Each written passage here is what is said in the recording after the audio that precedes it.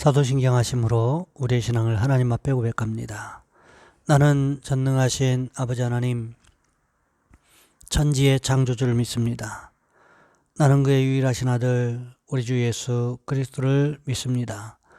그는 성령으로 잉태되어 동정녀 마리아에게서 나시고 본디오 빌라도에게 고난을 받아 십자가에 못 박혀 죽으시고 장사된 지 사흘 만에 죽은 자 가운데서 다시 살아나셨으며 하늘에 오르시어 전능하신 아버지 하나님 우편에 앉아 계시다가 거기로부터 살아있는 자와 죽은 자를 심판하러 오십니다.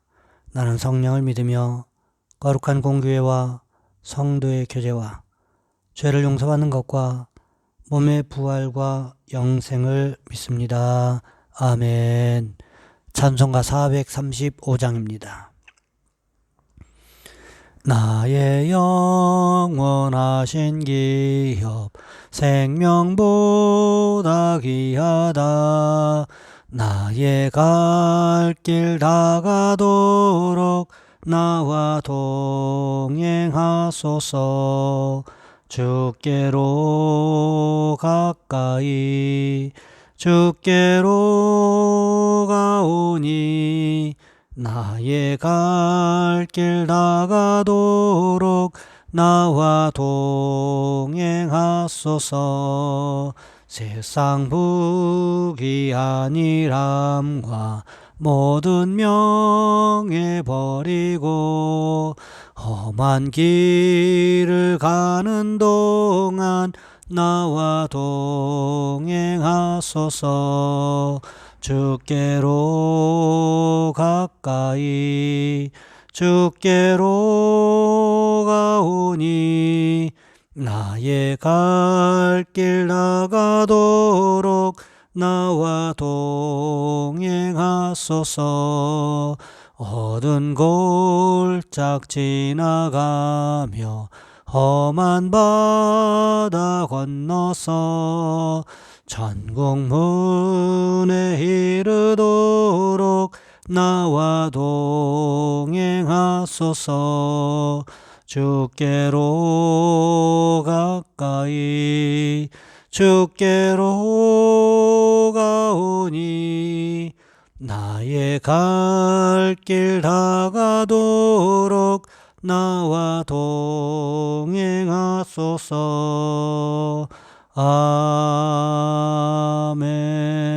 아멘. 기도하겠습니다. 사랑의 하나님, 오늘도 우리에게 좋은 날 주셔서 주의 말씀 가운데 거할 수 있는 은혜가 있게 해주심을 감사를 드립니다. 하나님, 특별히 기도하옵기는 오늘은 주일입니다. 주여, 예배마다 예비하신 축복을 받아 누릴 수 있는 우리 모든 성도들 되어질 수 있도록 도와주시옵시고, 주께서 우리 성도들의 형편과 사정을 통하여 일하시고 역사하시는 귀한 증거가 있어질 수 있도록 주님 인도하여 주시옵소서. 하나님, 또한 기도하옵기는 원근각지에서 오고 가는 우리 성도들 도와주시기를 원합니다. 그 발걸음이 복된 발걸음이 되게 도와주시옵시고, 영적으로 육적으로 갈급한 심령 위에 단비같이 성령의 은혜가 내려지는 귀한 은혜가 있어질 수 있도록 주님 도와 주시옵소서.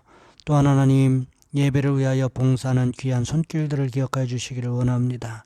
예배 위원으로, 헌금 위원으로, 또 대표 기도로, 차량 운행으로 하나님 봉사하는 귀한 손길들을 기억해 주셔서 순간순간마다 하나님 도우시고 채우시는 귀한 역사가 함께 할 수 있도록 주님 인도하여 주시옵소서.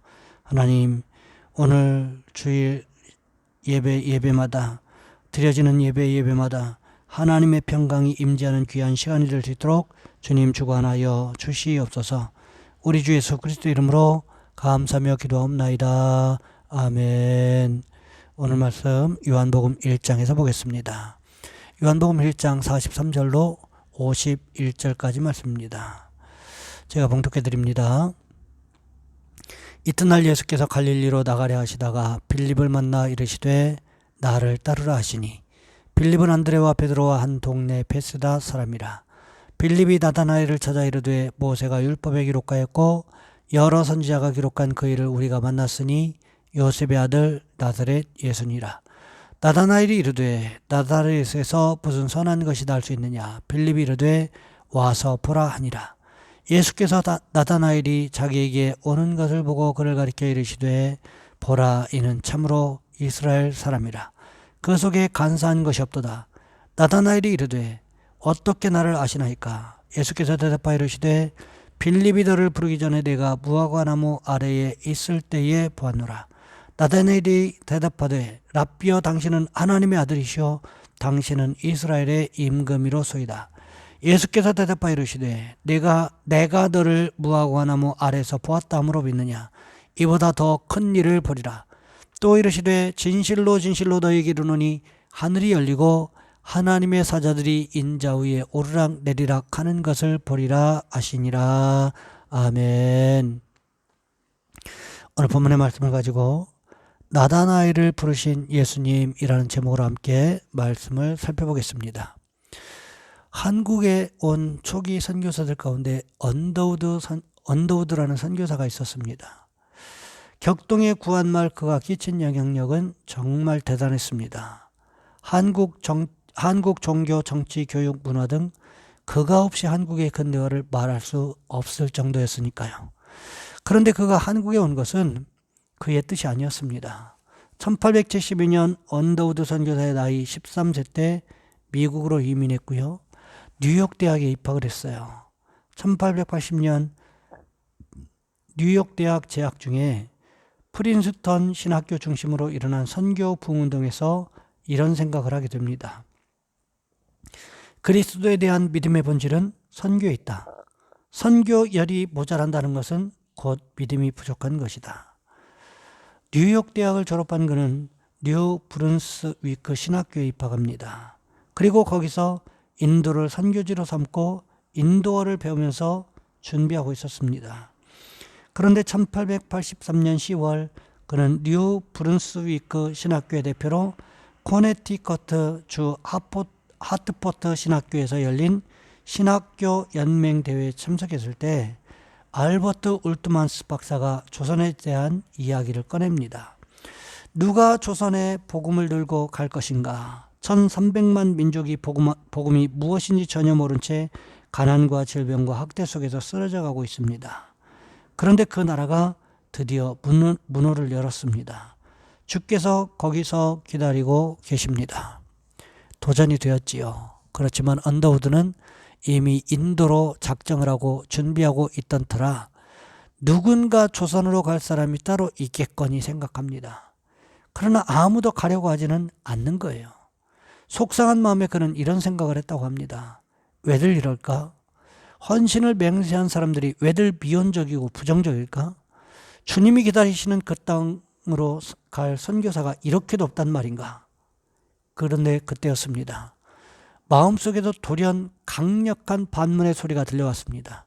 그러는 너는 왜 못 가느냐? 순간 그는 깨달았습니다. 조선 땅으로 하나님께서 나를 부르신다는 것을 말이지요. 왜냐하면 그때 들려온 목소리는 결코 자신의 목소리나 자신의 뜻이 아니었기 때문입니다. 그 이후 그는 인도어를 비롯해 그동안 준비한 모든 것을 다 포기합니다. 그리고 1885년 마침내 그는 조선 땅에 왔고 그로 인해서 조선은 변한 것입니다. 한 사람을 주님께서 부르실 때는 분명한 이유가 있지요.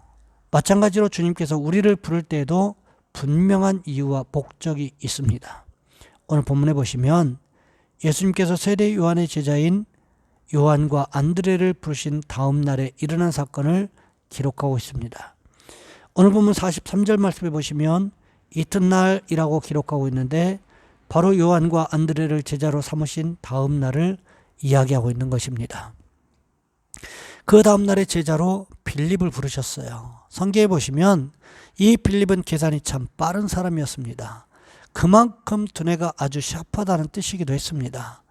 이런 빌립을 제자로 불렀습니다. 이 빌립이요 친구 나다나엘을 찾아갑니다. 그리고는 나다나엘에게 전도하기를 시작을 했습니다. 오늘 본문 45절 말씀해 보시면 이렇게 기록하고 있습니다. 빌립이 나다나엘을 찾아 이르되 모세가 율법에 기록하였고 여러 선지자가 기록한 그 일을 우리가 만났으니 요셉의 아들 나사렛 예수니라. 이것은 무엇을 의미하는 것일까요? 먼저 빌립이 하나님의 말씀을 알고 있었음을 이야기하는 것이고, 빌립이 이런저런 성경 지식을 가지고 예수님을 바라보니까 그분이 바로 성경이 말하고 있는 하나님께서 이 땅에 보내시겠다고 약속하셨던 메시아라는 사실을 깨달았다라는 것입니다. 빌립은 깨달은 데서 그친 것이 아니었습니다. 자기와 친분이 있었던 나다나엘을 찾아가서 전도하고 있습니다. 그랬더니 나다나엘이 어떻게 대답하고 있습니까? 오늘 보면 46절 말씀해 보시면 이렇게 대답하고 있습니다. 나다나엘이 이르되 나사렛에서 무슨 선한 것이 날 수 있느냐. 이것은 곧 나다나엘이 예수님께서 나사렛 출신이라는 이야기만으로도 그분은 메시아가 될 수 없다 이야기하고 있는 것입니다. 나다나엘은 이렇게 말하고 있는 것입니다. 야 빌립, 너도 한번 생각이라는 걸 좀 해봐. 나사렛이라는 곳이 어떤 곳이냐. 어디 거기가 사람 살만한 곳이라도 하더냐. 그런 곳에서 메시아가 태어난다고 하는 것은 말도 안 되는 일이지. 그런 반응을 보이고 있는 나다나엘에게 빌립이 한마디 던집니다. 와서 보면 될 거 아니야. 내가 직접 확인해 보면 될 거 아니야. 그러면서 예수님 앞으로 나다나엘을 초청했습니다. 빌립과 나다나엘이 나란히 예수님께로 오고 있는 모습을 보셨을 때 예수님께서 나다나엘을 향하여 한마디 툭 던지셨습니다.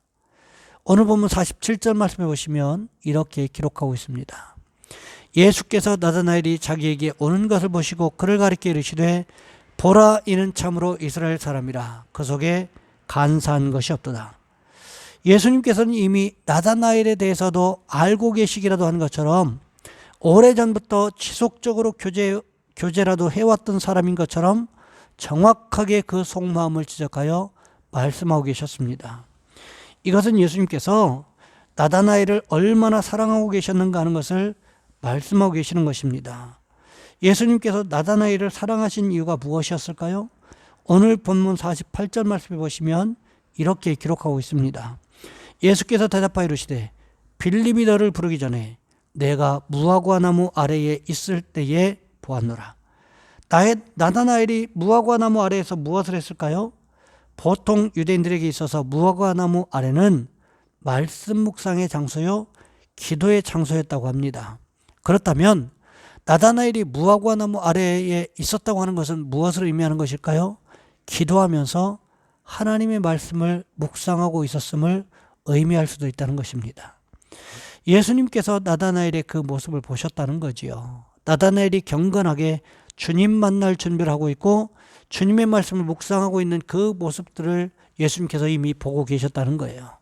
그러하기에 예수님께서 나다나엘을 향하여 이렇게 칭찬하고 있다는 거지요. 예수님께서는 이와 같이 나다나엘을 세밀하게 부르고 계셨습니다.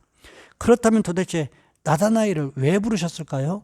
성경은 나다나엘에 대해서 그렇게 많은 부분을 할애해서 이야기하고 있지는 않습니다. 오늘 본문에서 나타나고 있는 또 한 부분, 요한복음 21장 2절 말씀에 나타나 있습니다. 예수님께서 부활하신 후에 디베랴 바다에 물고기 잡으러 가고 있는 제자들 가운데 바로 이 나다나엘이 기록되어 있습니다. 그렇다면 이 나다나엘이 도대체 누구인가 하는 것입니다.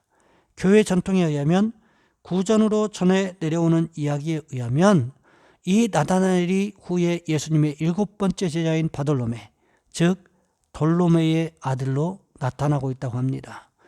나다나엘이라는 이름의 뜻은 하나님의 선물입니다.